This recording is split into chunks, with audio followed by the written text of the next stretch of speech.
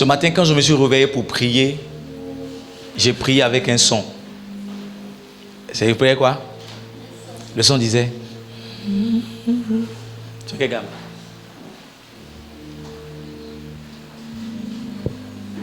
Le son disait. En fait, c'est le même chant qu'on a chanté à l'introduction de l'adoration. Amen. C'est quoi? Amen. C'est quoi?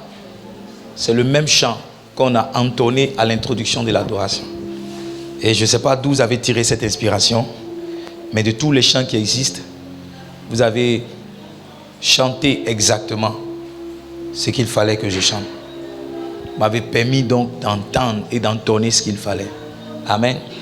Il faut ouvrir ma messagerie WhatsApp sur mon ordinateur. Alléluia. Dis avec moi la destinée. La destinée. La première chose que je veux dire ce matin, c'est que il n'y a personne que Dieu ait créé qui n'ait pas une grande destinée. Il n'y a personne que Dieu ait créé qui n'ait pas une grande destinée.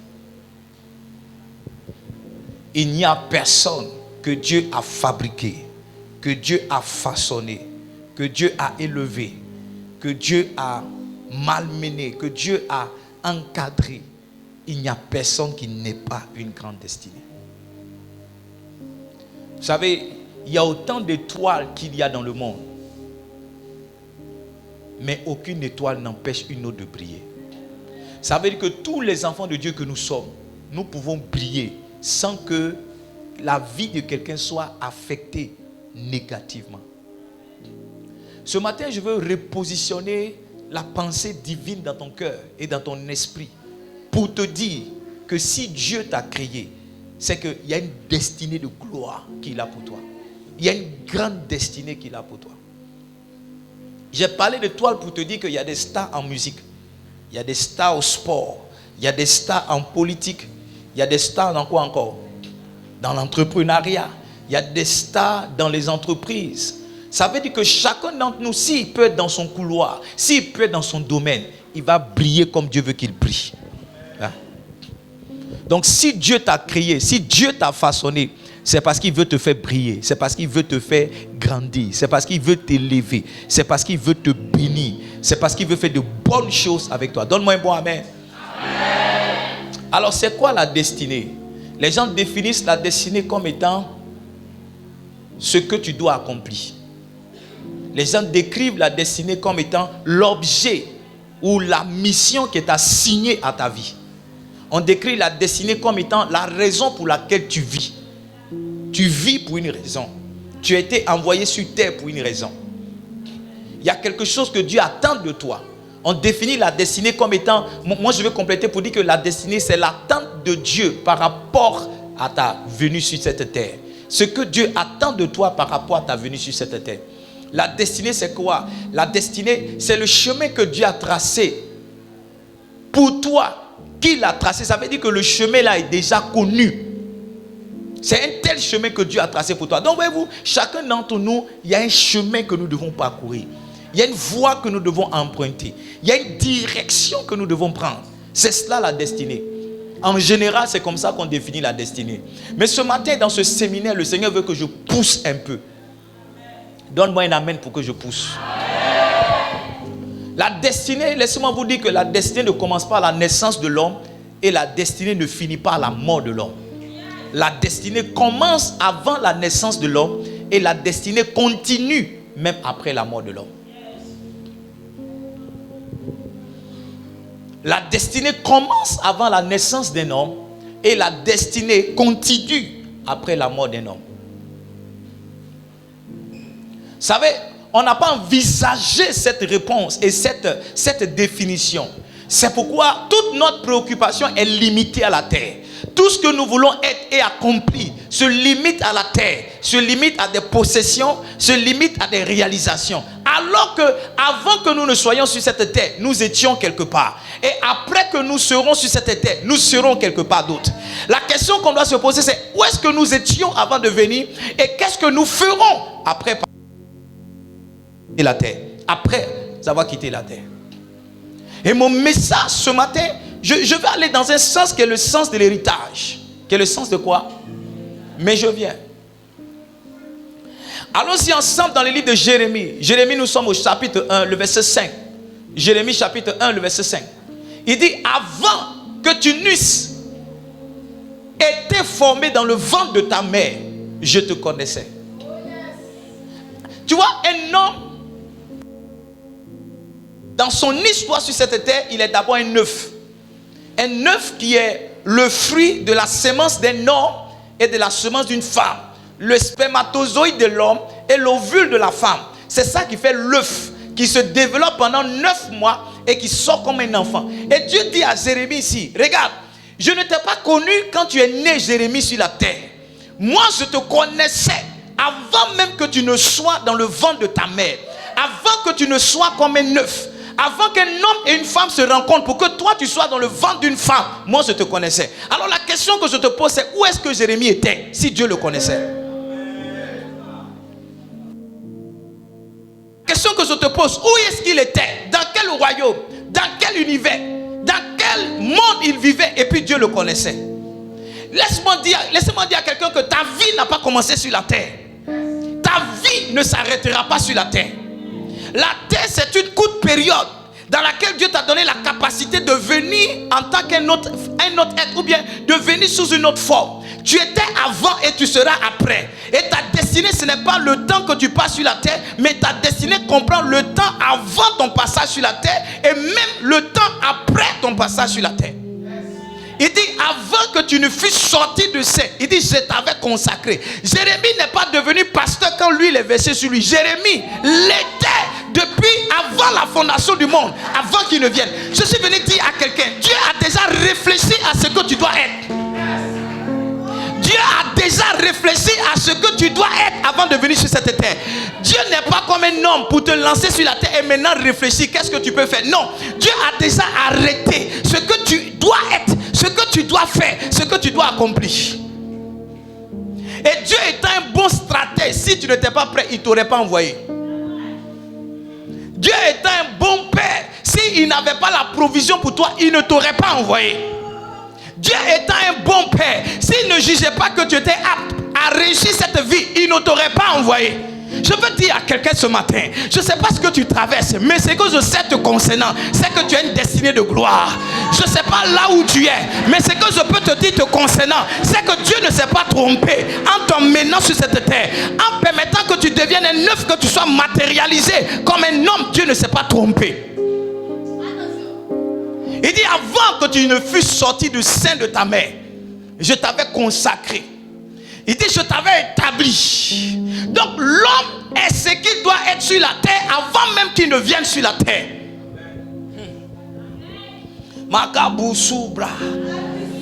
Beaucoup de nos challenges, beaucoup de nos difficultés viennent du fait que nous voulons être autre chose que ce que Dieu a arrêté.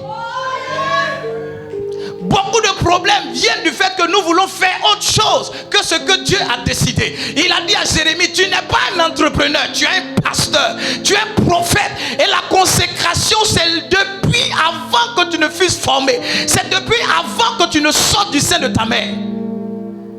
Je veux dire à quelqu'un ce matin, Dieu ne s'est pas trompé. Dieu ne s'est pas trompé. Tu étais quelque part. Tu étais quelque part.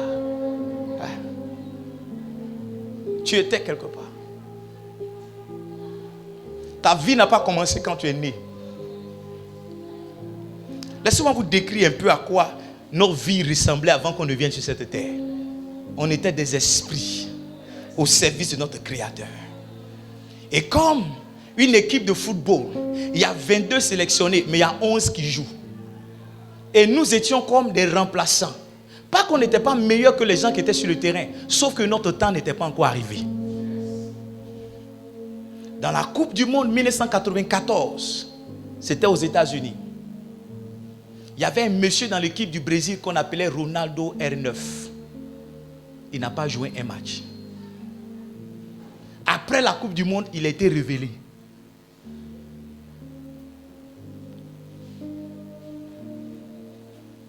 Il y a un monsieur dans notre Côte d'Ivoire qu'on appelle Didier Drogba. Il s'est révélé dans sa 27e année. Il y a un temps, quand on dit que tu es remplaçant, ça ne veut pas dire que tu n'es pas bon. Il y a un temps où tu dois rentrer. Il y a un joueur chez nous qu'on appelait Baki Kone. Il rentrait toujours 10 minutes avant la fin du match. Mais quand il rentre, il fait la différence. Il y a eu un match de football. Vous les footballeurs, vous ne connaissez pas. Laissez-moi vous raconter un peu le football. En 1982, la France rencontrait l'Allemagne. Je ne sais pas en quelle coupe du monde. Et il y a un homme qui est rentré dans le match qu'on appelle Riminiger. La France menait 2-1. Riminiger est rentré, il y avait 2 minutes avant la fin du match. Riminiger est rentré, il a marqué 2 buts. Je crois qu'il a marqué un but et il a fait un penalty. Et l'Allemagne a gagné la France 3-2. Le temps de Riminiger n'était pas encore arrivé. Donc nous étions des esprits à côté de Dieu, regardant le match de football qui se déroule sur la terre. Et puis Dieu nous parle. Il dit, regarde, chez les Baoulés là, il y a un problème là-bas. Hein? Il y a un problème. Je vais t'envoyer, tu vas naître sur les Baoulés pour que tu partes régler le problème. Parce que quand on fait rentrer un remplaçant, c'est parce qu'on a identifié un problème dans la stratégie de jeu. Et on dit, toi, quand tu vas rentrer, tu vas apporter la solution. C'est pourquoi quand un remplaçant doit rentrer, il interroge son coach et il prend des notes avec son coach. Et tu vois, dès qu'il rentre, il commence à parler à ses camarades parce qu'il vit avec des instructions fraîches. Donc nous étions comme des remplaçants en train de regarder. Et puis Dieu dit, hey, je vais te faire naître chez les Adjougou. Il y a un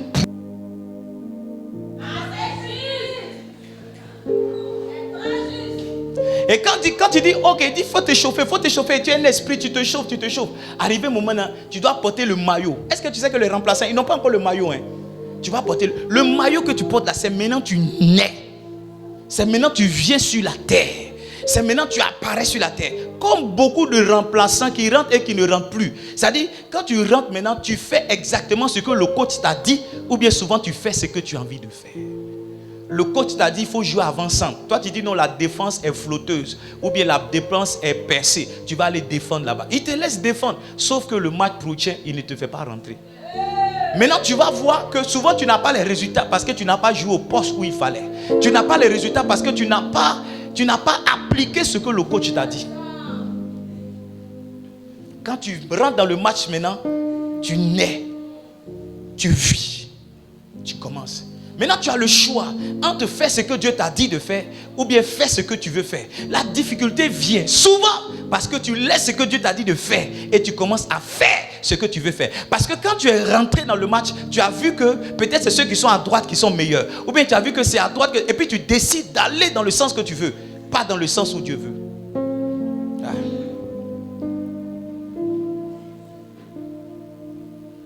Dieu ne s'est pas trompé. Aide-moi à dire à quelqu'un, Dieu ne s'est pas trompé. Je veux donner un autre verset. Est-ce que quelqu'un est là? Est-ce que quelqu'un me permet de prêcher? Est-ce que quelqu'un me permet de prêcher? Est-ce que quelqu'un me permet de prêcher? Je dis, est-ce que quelqu'un me permet de prêcher? Oh, Saint-Esprit, merci. Merci pour ta présence. Merci pour ta présence. Merci pour ta présence. Regardez, dans Jean le chapitre 17, le verset 24. Jean le chapitre 17, verset 24. Je vais introduire cette... Il ne faut pas que tu rates un dimanche, parce que ce matin, c'est juste une introduction. Ce message-là va changer ta vie. Ce matin, je vais juste introduire. Et je sais que l'onction va accompagner ce message. Le Saint-Esprit va nous donner la compréhension de beaucoup de choses. Il va donner des capacités, il va nous aider. Il dit, Père, je veux que là où je suis, ce que tu m'as donné soit aussi avec moi. Il dit, afin qu'il voie ma gloire. Lis avec moi. Il dit, la gloire que tu m'as donnée parce que tu m'as aimé. Tu m'as aimé comment? L'amour de Dieu pour Christ n'a pas commencé quand il est venu sur la terre. Avant que le monde ne soit formé, tu étais. Avant que le monde... Voyez-vous, si on n'a pas conscience de ça, on va chercher ailleurs qu'en Dieu notre destinée. Notre destinée se trouve en Dieu. C'est celui qui a créé un objet qui peut te dire à quoi l'objet sert. C'est celui qui a créé un outil qui peut te dire à quoi l'outil sert. On cherche notre destinée dans nos talents. C'est pas mauvais. On cherche notre destinée dans notre passion, mais ce n'est pas complet. On cherche notre destinée souvent dans notre expérience, ce n'est pas complet. Notre destinée se trouve en celui qui nous a créés, Dieu. Dans ce mois de décembre, tu devrais chercher Dieu. Tu devrais interroger Dieu. Tu devrais questionner Dieu. Tu devrais savoir qu'est-ce que tu es venu sur cette terre faire et qu'est-ce que Dieu a attaché à ta vie. Écoutez-moi bien, écoutez-moi bien. Nous avons une mission. Nous avons un service à rendre sur cette terre. Ouais. Nous avons une mission. Nous avons un service. Il y a quelque chose que nous devons faire. Il y a quelque chose que nous devons accomplir. Ça veut dire quoi? Si nous avons une mission, ça veut dire que demain aussi, il y a des comptes que nous allons rendre. Dieu va te demander des comptes pour la beauté qu'il t'a donnée. Il va te demander des comptes pour l'argent qu'il t'a donné. Il va te demander des comptes pour la mission à laquelle il t'a envoyé. Livingstone, je crois que l'un des jours les plus difficiles de notre existence, ça sera de nous présenter devant Dieu. Et Dieu va dire, mais toi, tu as fait quoi ici? Alors que je t'ai envoyé là. Et tu vas commencer à développer des stratégies, développer des arguments. Je veux que ce matin, tu t'interroges. Es-tu sur le chemin de Dieu ou bien es-tu sur ton propre chemin? Es-tu sur la voie de Dieu ou bien es-tu dans ta propre voie? Es-tu en train d'accomplir la mission de laquelle Dieu t'a, la mission que Dieu t'a donnée ou bien es-tu en train d'accomplir ta propre mission?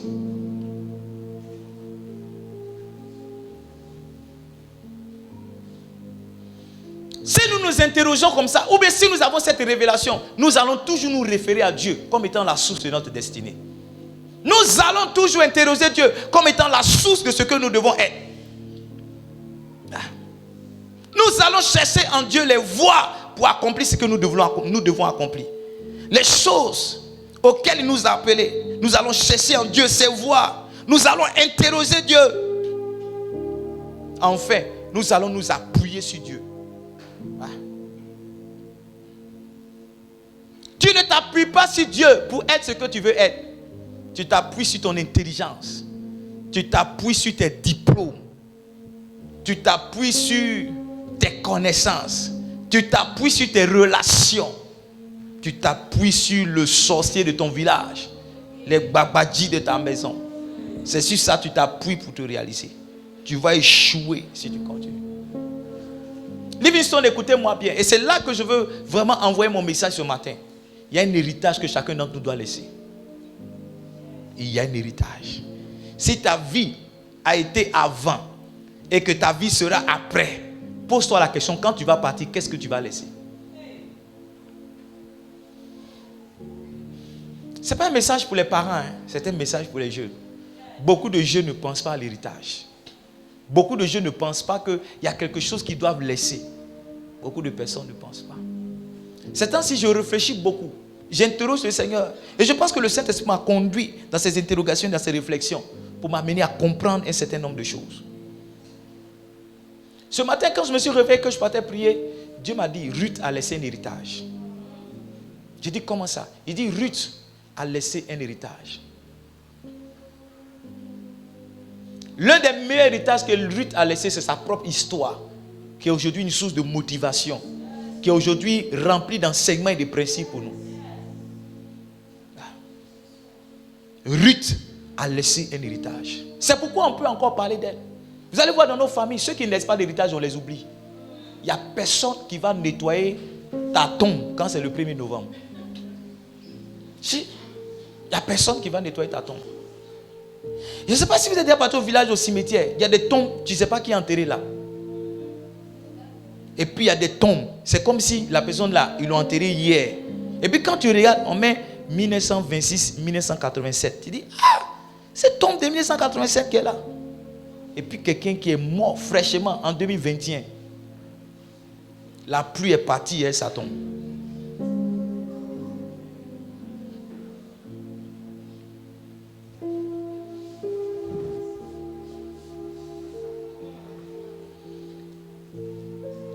Tout à l'heure, je vous dirai qu'est-ce qu'on peut laisser en héritage. Mais avant, laissez-moi vous dire qu'un homme qui pense à son héritage, c'est un homme qui pense à sa mort. Regardez, nous tous qui sommes là, il n'y a pas quelqu'un qui a envisagé qu'il va mourir cette année. Au contraire, mais quand on dit non, tu ne mourras pas, tu dis Amen, Amen, Amen. Maintenant, laisse-moi te dire, la mort ne prévient pas.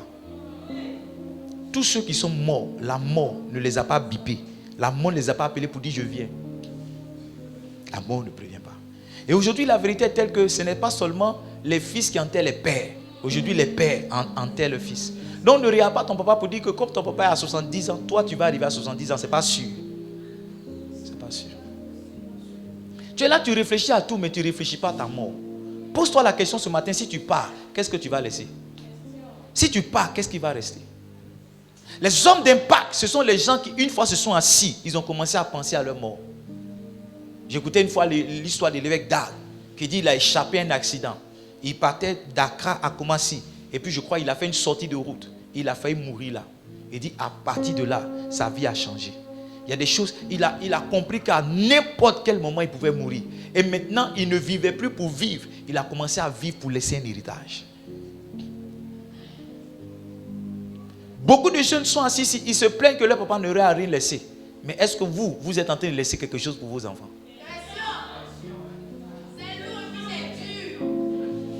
Un frère que je connais, il dit si mon papa avait cotisé 10 000 depuis ma naissance jusqu'à mes 30 ans, j'aurais eu l'argent pour commencer un commerce. J'ai dit ok, toi tu as combien d'enfants? Il dit 2. J'ai dit j'espère que tu as commencé à cotiser pour eux. Il a voulu me frapper. J'ai dit j'espère, toi tu sais ce qui est bon, j'espère que tu es en train de faire ce que tu penses être bon. C'est facile d'accuser les autres de vous avoir légué une mauvaise vie. Mais qu'est-ce que vous êtes en train de faire pour changer votre vie et donner à ceux qui viennent après une bonne vie?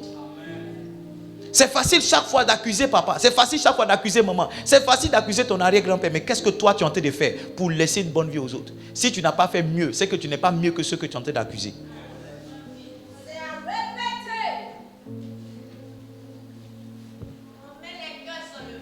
Les gens qui sont des gens qui pensent à l'héritage, ce sont des gens qui se préparent à leur mort. Ouais.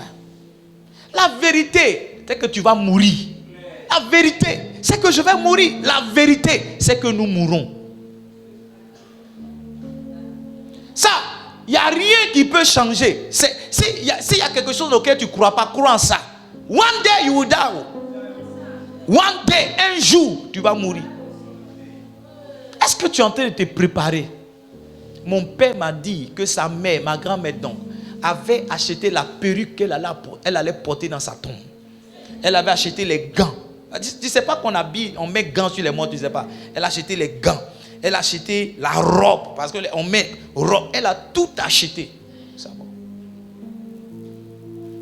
Je suis allé voir mon père pour ma consécration. Je suis allé le voir dans le mois d'août, je crois.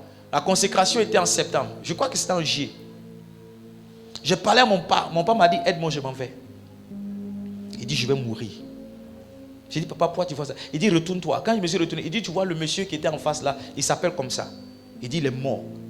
Une semaine après, son ami, qui est toujours, tu le connais? Je dis, oui. Il dit, il est mort. Il dit, moi aussi, je m'apprête à partir.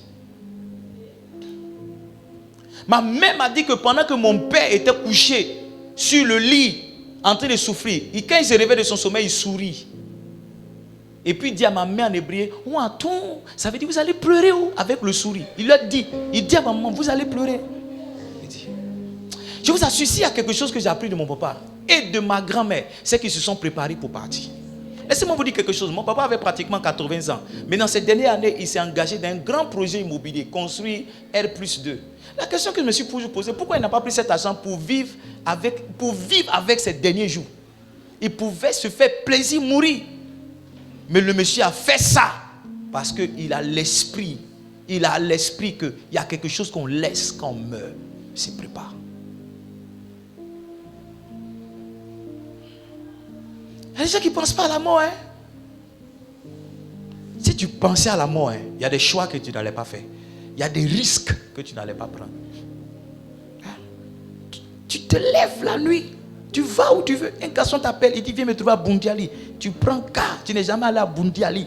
Tu vas à Bundiali. Je venais ici un samedi pour faire ma retraite à 23h. Une fille est quittée, je ne sais pas où. Elle cherchait un taxi. Parce que elle a arrêté le taxi et puis elle dit allô, tu es où? Et puis elle dit au taxi, mais je ne connais pas l'Abdabou. Et puis le gars dit, il faut dire Boubo, il faut dire Boubo, Boubo, Boubo, Boubo. À 23h. Elle a pris le risque de quitter où elle est quittée pour venir dans une ville qu'elle ne connaissait pas. Elle ne pense pas à sa mort. Pense pas à sa mort. Dieu ne te prépare pas. Parce que toi, tu crois que tu vas vivre 50 ans. Tu crois que tu vas vivre 100 ans. Gloire à Dieu quand ça va arriver. Mais laisse-moi te dire qu'à tout moment, tu peux partir. Est-ce que je peux avancer? Est-ce que je peux avancer? Maintenant, laissez-moi vous dire 6 choses que vous pouvez laisser en héritage. 6 choses. La première chose, c'est ce que tout le monde connaît, c'est un bien. La Bible dit un homme de bien laisse une maison à ses enfants. C'est ce que la Bible dit. Chers parents, battez-vous, laissez quelque chose à vos enfants. Allô? Regarde, l'âge que tu as atteint là, hein, c'est plus l'âge où tu dois porter Jésus pour dire non, c'est 31, c'est décembre, tu as porté un nouveau habit. Tu as déjà passé l'âge de ça. Regarde. Prends l'argent là, il faut acheter quelque chose pour tes enfants. Commence à construire quelque chose. Tu n'es plus un enfant de 18 ans, 20 ans pour dire non. Hey, c'est Noël, hein, c'est Noël. Hein. Tu as les faits, soulever les robes et les enfants, soulever les chaussures les enfants. Si tu as eu une uniforme de l'église pour porter, porte pour venir t'asseoir. Mais prends ton argent, commence à construire quelque chose pour tes enfants. Je connais quelqu'un qui m'était proche, hein, qui m'était proche. Toujours, il veut porter. La dernière fois, je suis allé m'asseoir au village. Il était en train de demander 5 000 à son frère. Son frère qui était toujours dans la même chaussure, le même pantalon, la même chemise. Lui, il était toujours. Il était en train de demander 5 000. Quand tu as les habits là, il faut trouver occasion pour porter. Il y a des âges, quand tu atteins, tu n'as plus occasion. Je veux parler, je ne sais pas si vous me permettez de parler. Battez-vous, laissez un bien à vos enfants. Battez-vous, laissez un bien. Même s'ils doivent se battre dessus à leur tour, mais laissez quelque chose. Laissez-moi vous dire, les noms des hommes qui restent sur la terre, ce sont les noms des hommes qui ont laissé un bien. Il y a des gens qui ne connaissent pas Félix Fauboigny. Ils ne l'ont jamais vu. Mais ils connaissent son nom. Est-ce que vous êtes là? Parce que le monsieur a bâti la nation. Il y a des enfants ici qui ne connaissent pas. Vous voyez, quand il est mort là, ils ne savent pas. Mais ils connaissent son nom. On peut demander à tous les enfants qui sont là, donner le nom du président. Peut-être ils vont dire le nom du président actuel et puis ils vont dire Fauboigny. Mais ceux qui sont au milieu là, certains vont oublier. Vous voulez qu'on fasse l'effort? L'essai?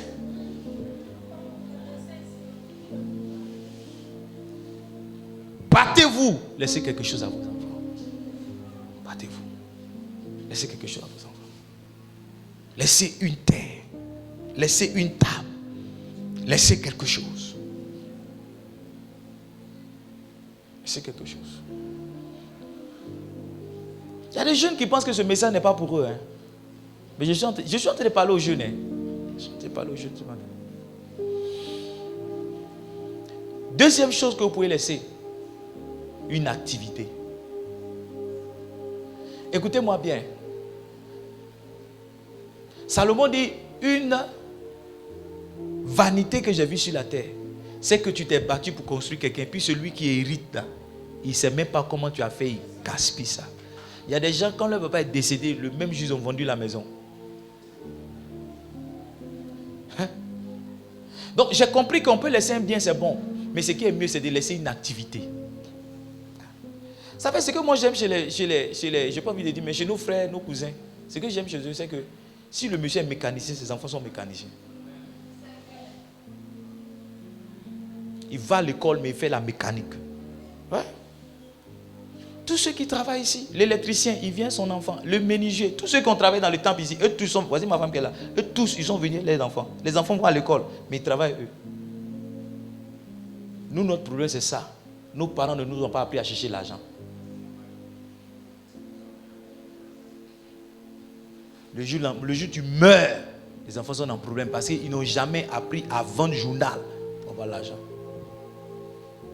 On se dit, il y a mes enfants, batterie, vous jouez, piano, vous jouez, ça va vous donner manger demain. Si vous n'avez rien laissé comme maison, continuez de jouer, ça va payer maison pour vous.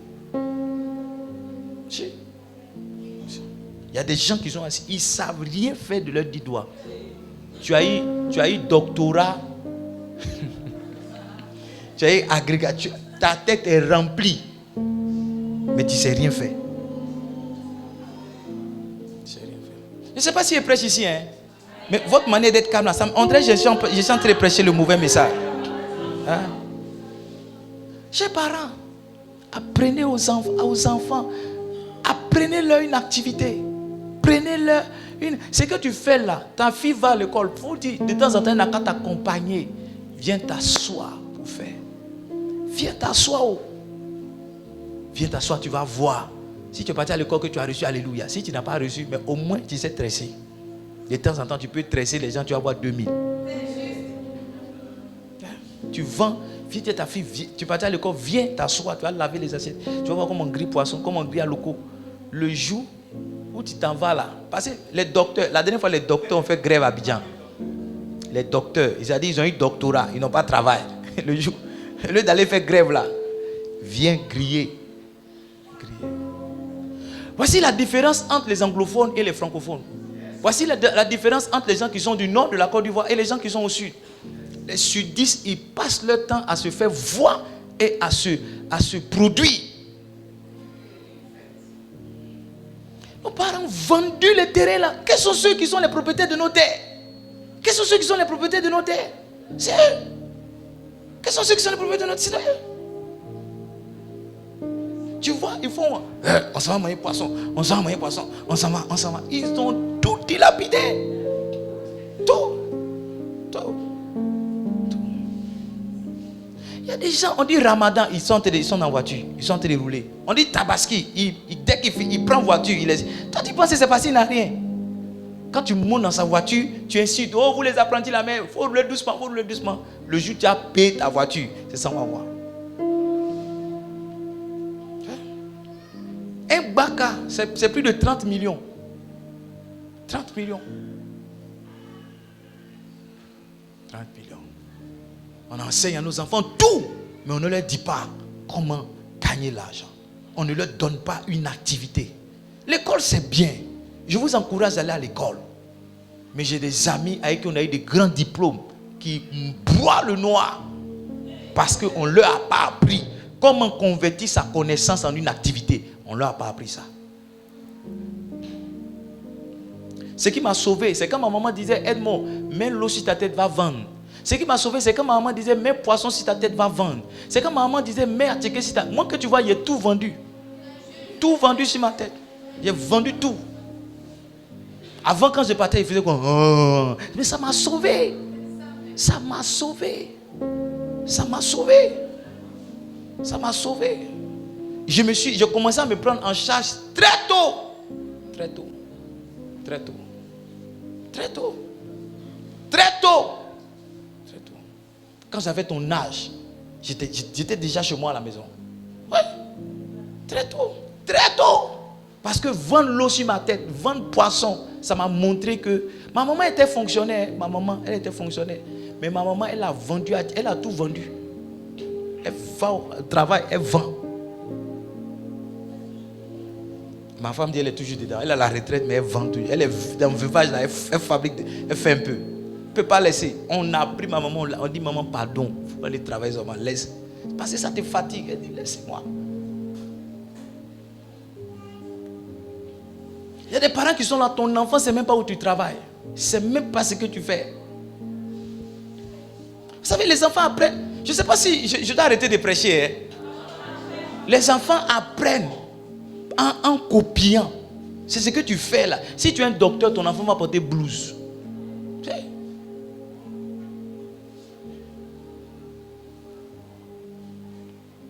Qu'est-ce que tu dois laisser? Laisse des valeurs. Laisse quoi? Laisse un bon témoignage. Laisse une culture. Vous savez ce que je fais ces temps-ci là? J'enseigne mes enfants sur des choses. Je leur enseigne des valeurs. Je dis toujours à fort, si tu ne t'appliques pas pour faire quelque chose, tu vas le faire 2 fois. Je lui dis toujours, si tu ne t'assois pas pour faire une chose une bonne fois, demain tu vas revenir faire encore. Donc je dis, mon fils, l'application a 3 avantages. L'application a 3 sens. C'est faire quelque chose avec son cœur. C'est prendre son temps pour faire quelque chose. Et c'est faire la chose bien. Je lui dis ça chaque matin. Quand il sort, il dit ciao. C'est que tu dit ciao. Il dit oui. La dernière fois, je voulais l'enseigner sur l'utilité. On n'a pas. Mais 2 jours là, c'est la leçon qu'on m'a enseigné.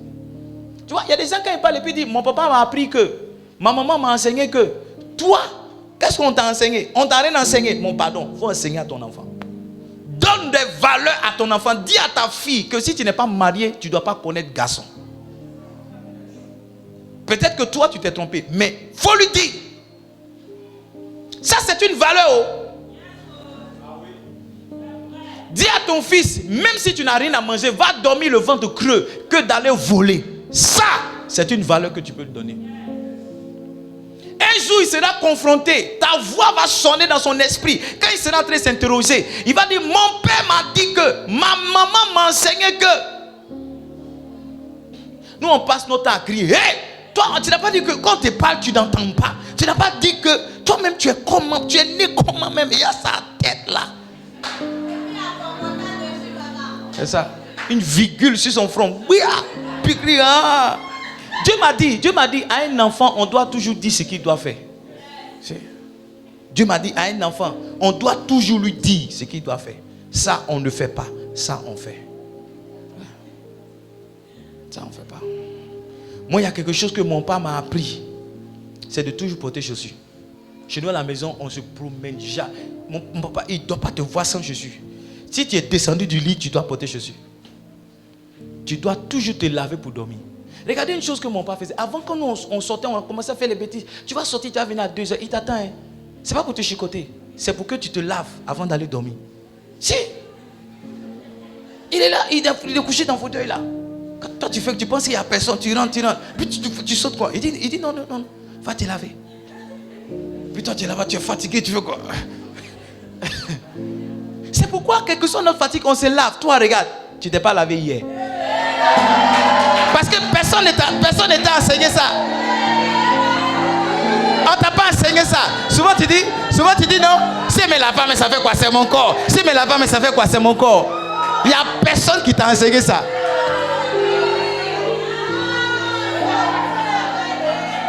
Façon vous riez, ça me montre que c'est vrai.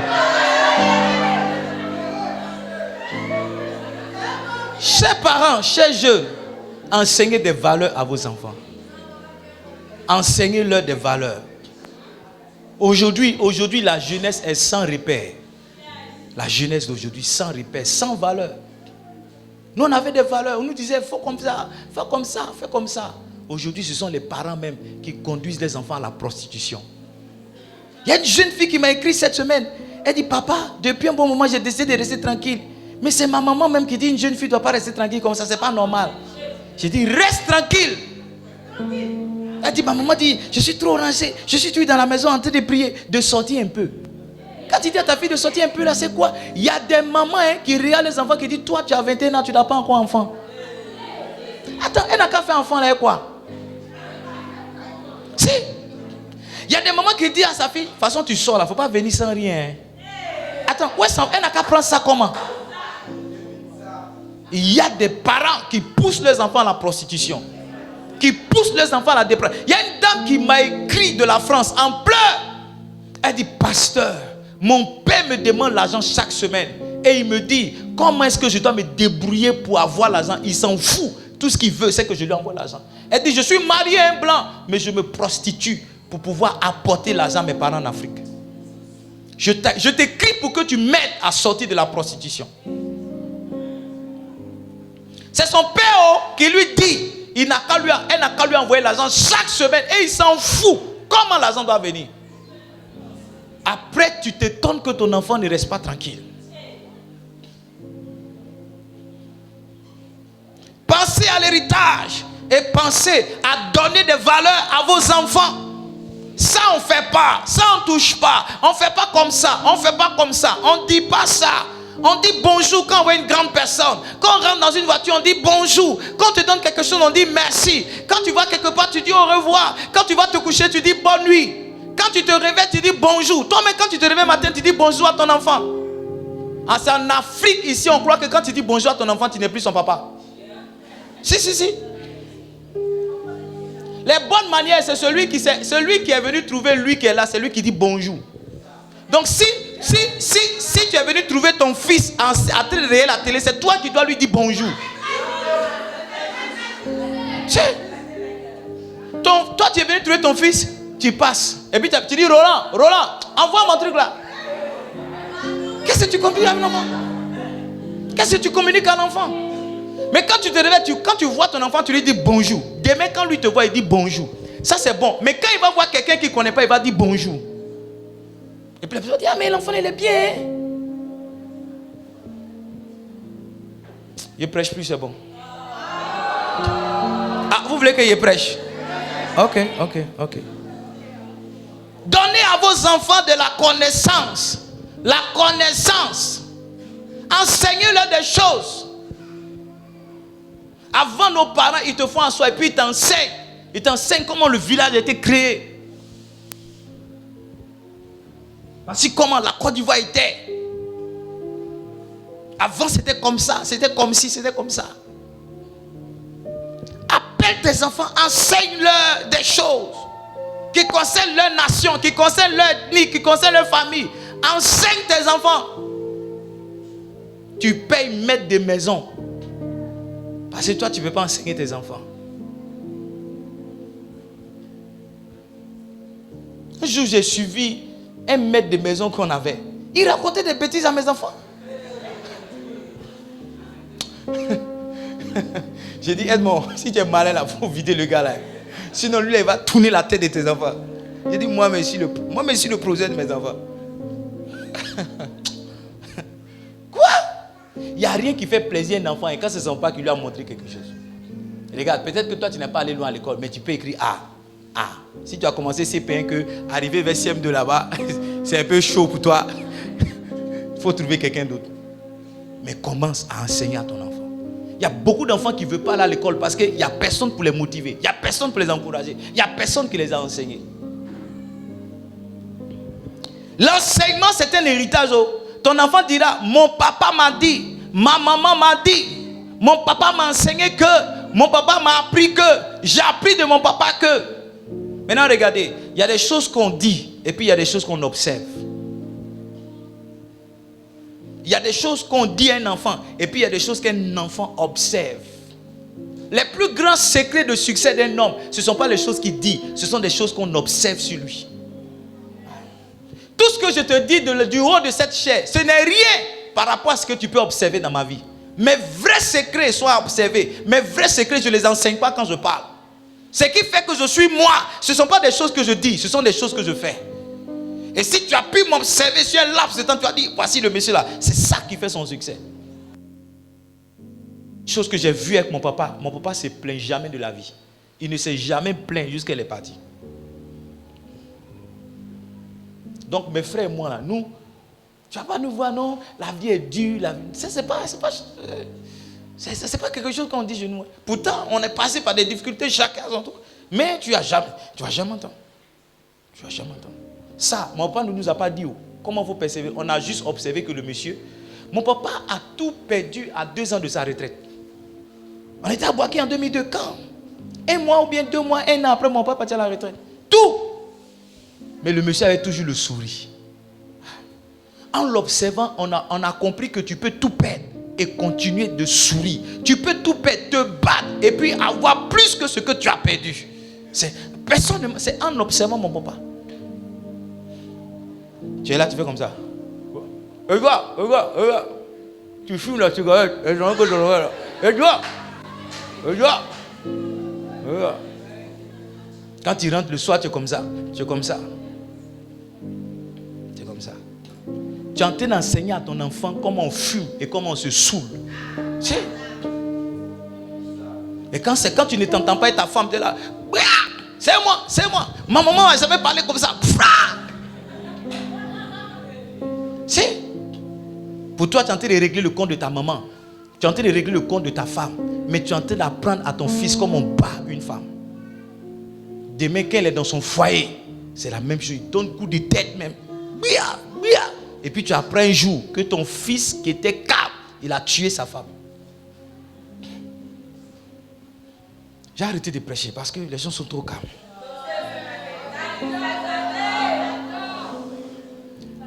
Écoutez-moi bien.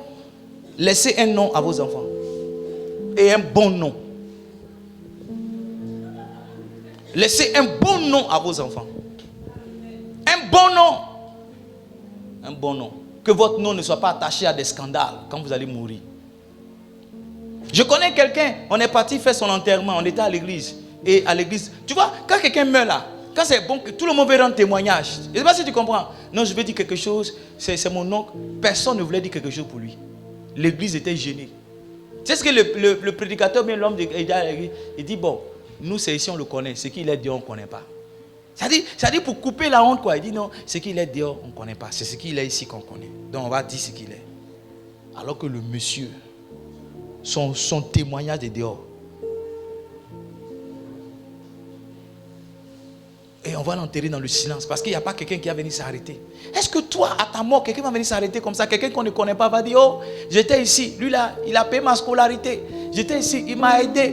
Est-ce que quelqu'un va dire ça? Autrement, on va dire que tu étais parmi les gangsters. Quand on coupait la tête des gens, tu étais parmi les coupeurs de tête.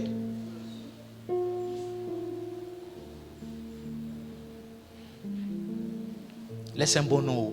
Je suis allé quelque part, j'ai dit mon nom. Le gars qui m'a reçu m'a dit, la prochaine fois qu'on te demande ton nom, il ne faut pas dire ce nom-là, il faut dire les autres. J'ai dit pourquoi? Il dit, j'ai pas envie de dire certaines choses parce qu'on nous suit maintenant de très loin. Il dit ce nom-là, ça nous rappelle un souvenir, un mauvais souvenir. Et c'est parce que j'ai un nom bien, sinon j'aurais dû mal te traiter. Parce que ce nom-là, le nom-là, ne m'a pas bien traité. Le nom-là ne m'a pas bien traité.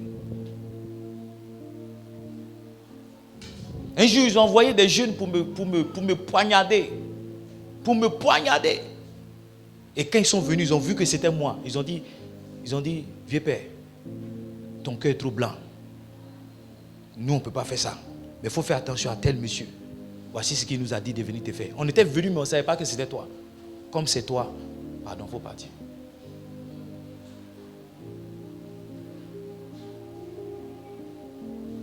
Je ne prêche plus. Hein. De toute façon, vous me regardez. On dirait ce qu'ils sont en train de dire. Ils sont en train de dire des mauvaises choses. Laissez un bon nom.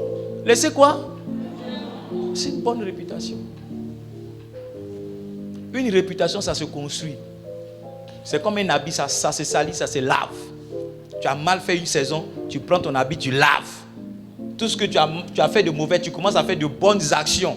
On va fermer les mauvaises actions.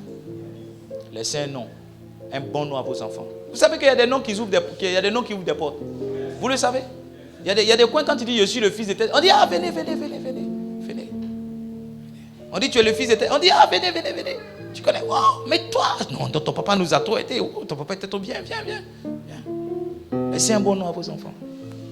Il faut que vos enfants soient fiers de porter votre nom. Il y a des enfants qui ont changé leur nom. Il y a des gens, ils s'appellent par leur prénom. C'est-à-dire, au lieu de s'appeler Aïn Loba Edmond, il dit, ses enfants s'appellent maintenant Edmond Raïssa. Edmond Patrick Mélès. C'est-à-dire Aïn c'est ça comme ça.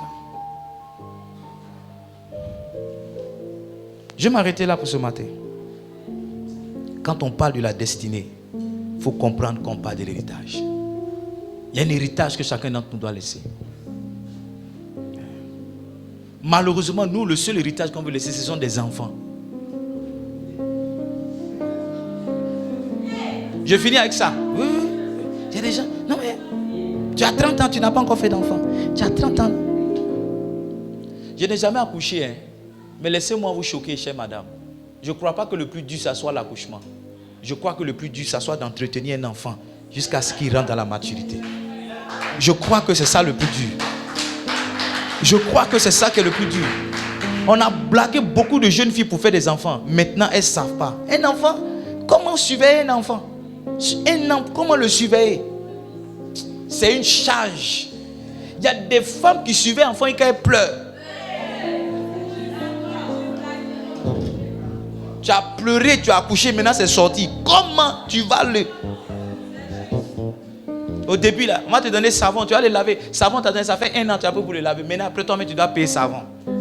Tu vas commencer à payer savon. Il va aller au CPN. CPN, oh, sérieux, tu vas payer à Doiselle, à Cré. Tu vas prendre un kaki de son cousin pour lui donner. Après. Et puis les enfants comme ça, ils sont intelligents de façon. Ils ne redoutent pas. Hein? Tout chaque année, tu fait payer. Il va aller en 6e. Ils vont l'affecter dans l'école privée. Tu vas demander les boutons, ils vont l'envoyer au CSP. On va dire non, tu dois payer 160 000. Maintenant, tu te poses la question, tu dis ma maman m'a trahi. Il y a des parents qui ont poussé leurs enfants à faire enfant parce qu'ils comptaient sur leur bien pour ça. Le jour où l'enfant est né, ils sont morts.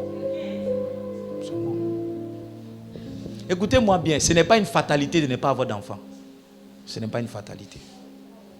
Ce n'est pas une fatalité. Ce qui est une fatalité, c'est de faire un enfant qui va demain devenir un brigand et amener l'opprobre dans la maison.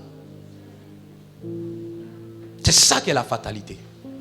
Parce qu'à vouloir enfant, on fabrique n'importe quoi pour venir. Il y a une saison, il y a un temps, il y a un moment, il y a une saison. Il y a une saison. Il y a des moments qui disent il faut faire y prendre pour élever, il faut faire y prendre pour élever, il faut faire y prendre pour élever. Et l'enfant, il appelle sa grand-mère maman, il appelle. Il y a une de mes filles, si son fils l'appelle par son prénom, il dit comment il t'appelle? Il dit non, c'est ma maman qui l'a. Il dit il a qu'à changer ça. Qu'à changer ça. Ta maman, son âge là, combien de temps va vivre pour élever un enfant jusqu'à ce qu'il travaille? En cours du chemin, elle va te laisser. Elle va te laisser. Elle va partir. Elle va partir.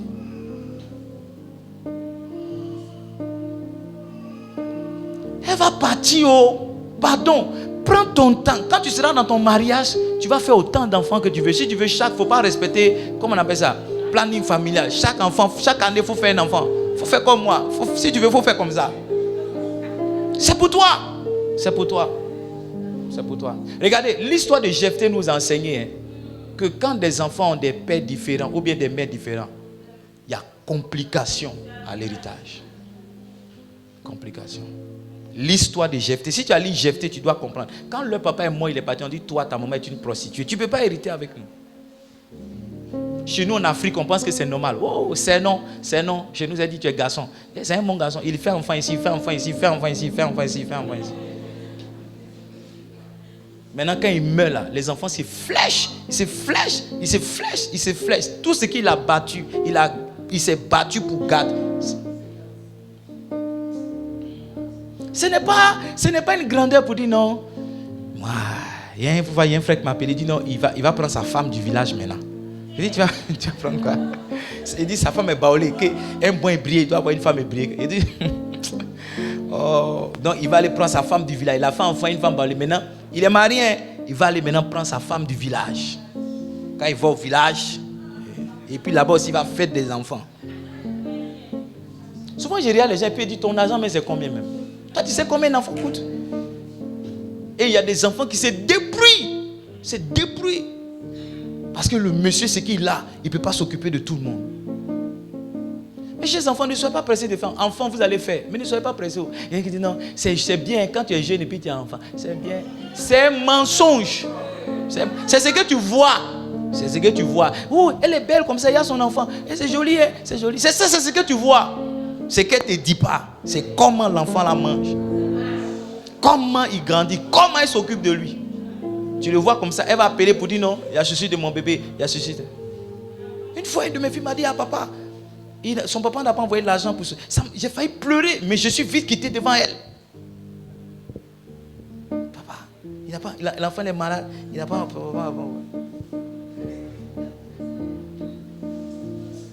C'est pas la mode, c'est pas la course. Il faut te marier. Tu as fait ton enfant bien. C'est comme si ce que je dis là, c'est pas bien, c'est pas bien. Hein? Non, vous êtes ce que je dis là, c'est pas bien. Faut pas te presser, oh. Faut pas te presser. Quand tu as fait ton enfant là, tu vas, tout ce que tu veux lui donner, tout ce que tu as fait, tu fais à lui. Je vais m'arrêter là ce matin. Parce que les gens m'ont dit non, papa, il est en train de nous accuser. J'ai dit ce que le Seigneur a mis sur mon cœur. Que Dieu nous aide à laisser un bon héritage. Dieu nous aide. Mon papa m'a dit, le premier qui va enceinter une femme, pendant qu'il est dans ma maison, je le chasse. Il n'y a pas quelqu'un dans ma famille qui a enceinté une femme aussi longtemps qu'il était dans la maison de mon papa. Nous tous, c'est qu'on a quitté la maison, on est parti se marier, on a fait enfant. Donc moi, comment j'ai été éduqué là, c'est comme ça que j'éduque mes enfants. J'ai dit à quelqu'un, je ne peux pas accepter l'enfant de quelqu'un d'autre. Son papa vit, sa maman vit. Tu as dit que je suis méchant, hein? Et moi, c'est comme ça qu'on m'a éduqué. Parce que si je fais ça, je vais dire à mes enfants que c'est possible. Je vais leur dire qu'on peut faire. Celui qui va s'amuser. Je presse l'évangile, mais tu vas aller vivre ta destinée. Ouais. tu vas traverser ton désert. Tu vas le traverser. Tu vois, il y a des choses quand ton papa te dit là, tellement il te dit, tu sais que lui là, wallah, billah, même s'ils ont mis le couteau sur son cou, il ne va pas changer. C'est comme ça. Non, papa nous a dit, le premier qui va quitter l'école, il quitte sa maison. C'est-à-dire, tellement il nous a dit ça, non. Tu n'as pas envie d'aller à l'école, tu tires les coups, hein, mais après tu te ressaisis. Si tu veux, il faut doubler la classe 15 fois. Mais il n'y a pas quelqu'un parmi mes frères, il n'y a pas quelqu'un qui a dit, moi, je vais arrêter.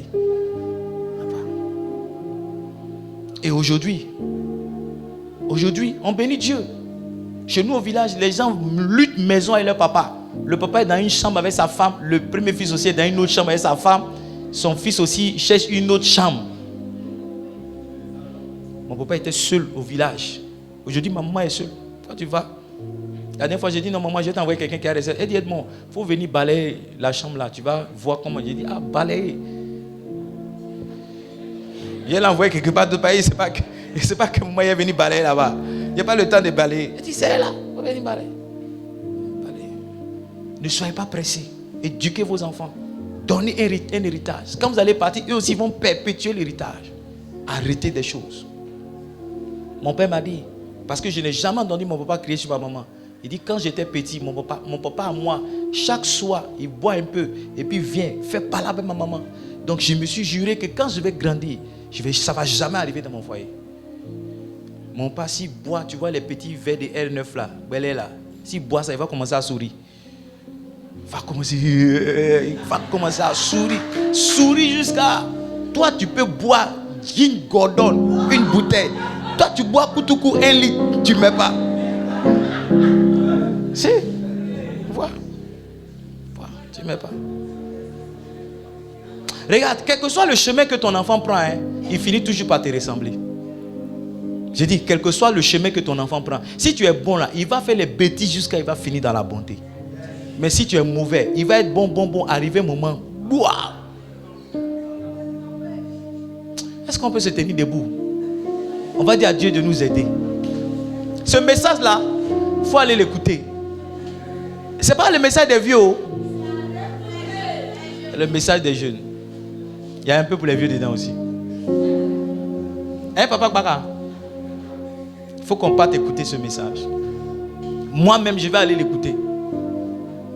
J'ai appelé mes enfants, je leur ai dit, moi, ce n'est pas moi qui vous ai envoyé dans la famille d'un pasteur. Moi, je suis pasteur. Il y a des choses que vous ne pouvez pas faire. Il y a des choses là. Vous ne pouvez pas faire. Un jour, j'ai vu mon fils, il a pris chiffon, il a tourné ses cheveux comme ça. C'était... J'ai dit, non, il faut laisser. Lui-même, il n'a pas accepté.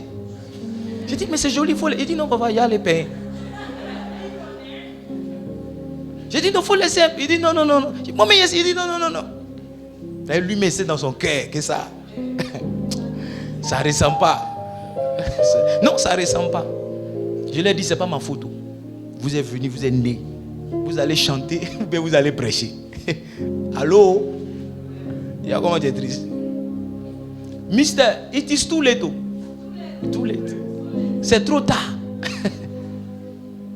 C'est trop tard. Peut-être que tu as retourné chez Dieu là pour dire, Seigneur, envoie-moi ailleurs. Le monsieur là. Hier, j'ai fait chanter mes enfants jusqu'à... Ils étaient fatigués. Quand on passe ici, on dit, pasteur, il faut prier. J'ai dit, oh, je suis venu, mes enfants, ils vont chanter. Jésus, ton royaume est parfait. J'ai dit, chantez avec moi. Et puis chante. Première fois, c'était intéressant. Deuxième maison, on est parti. On dit, on prie. J'ai dit, ok, on va chanter. Jésus, ton royaume. Ils ont chanté encore. On est parti dans la troisième maison. On dit, ah, pasteur, tu es là, tu vas prier. J'ai dit, ok, je suis venu, mes enfants, ils vont chanter. Jésus, ton royaume. Cette fois-ci, il ne répondait pas. J'ai dit, chantez avec moi, s'il vous plaît. Chantez avec moi. On est parti dans une quatrième maison. On dit, pasteur, tu ne peux pas partir d'ici sans prier. J'ai dit, ok, il n'y a pas de problème. Je suis venu, mes enfants, on va chanter un cantique. Alléluia. J'ai dit, Jésus, ton royaume. C'est Némi seul qui chantait vers la fin. C'est Némi seul qui chantait. Les grands, là, ils ont commencé à faire comme ça. Non, on ne va pas toute notre vie en train de faire Jésus, ton royaume est parfait. Ils ont commencé à bouger la tête. Je leur ai dit, it is too late. C'est trop tard. Votre vie là, c'est ça. Too late. C'est trop tard. Il faut aller voir ton enfant ce matin. Il faut lui dire, si tu es né ici, c'est trop tard. C'est ce qui est ici là que tu vas faire. Il faut lui montrer les bonnes choses. Est-ce qu'on peut prier? Chacun de nous va élever la voix. Il va dire, Seigneur, donne-moi de ne pas manquer ma destinée. Donne-moi de ne pas manquer ton plan pour ma vie. Donne-moi de ne pas passer à côté de ce que tu m'as envoyé sur cette terre faire. Quelqu'un va élever la voix, il va dire, Seigneur, donne-moi de communiquer des valeurs. Donne-moi de laisser un nom. Donne-moi de laisser de la connaissance. Donne-moi de laisser une éducation. À mes enfants, à ma progéniture. Lève la voix, commence à prier. Lève la voix, commence à prier. Prie, prie, prie, prie. Maman, soula, bala, bala.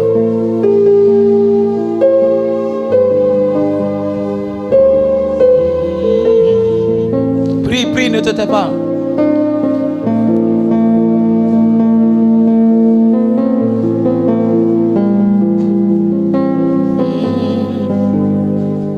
Prie, prie, prie, ne te tais pas. Prie, prie. Prie, prie, ne te tais pas. Ah, maman, sunde de dos.